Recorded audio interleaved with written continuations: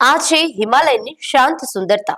પણ શું તમે જાણો છો કે આ સુંદરતા પાછળ છુપાયેલું છે એક એવું તળાવ કે જે હજારો રહસ્યો અને સેંકડો હાડપિંજરોને પોતાની અંદર દફનાવીને બેઠું છે?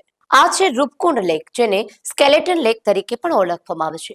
આ એક એવું સ્થળ કે જ્યાં બરફ પીગળે છે ત્યારે ડર પણ ઓગળવા માંડે છે. ઉત્તરાખંડના હિમાલયમાં 16,500 ફૂટની ઊંચાઈએ આવેલું છે આ તળાવ.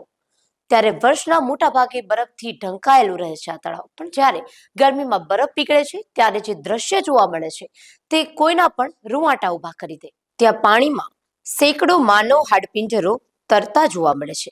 માત્ર હાડપિંજર જ નહીં, સાથે કેટલાક શબ પણ અંકબંધ મળ્યા છે.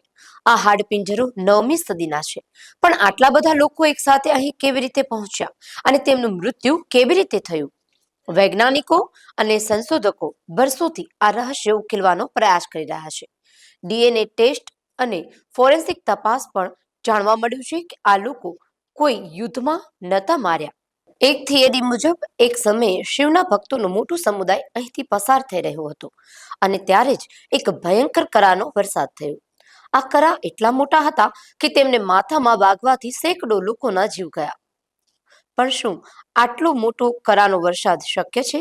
અને બધા જ લોકો એક સાથે કેવી રીતે ફસાયા? શું આ કોઈ શ્રાપ હતો કે કુદરતનો ગુસ્સો? આજે પણ રૂપકુંડ તળાવ એક ન ઉકેલી શકાય તેવું રહસ્ય છે.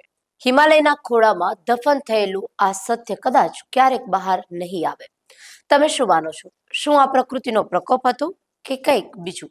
કોમેન્ટમાં તમારા વિચારો જણાવો. અને ભારતની આવી જ બીજી રહસ્યમય જગ્યાઓ વિશે જાણવા માટે અમારી લલકાર ચેનલને ફોલો કરવાનું ચૂકશો નહીં.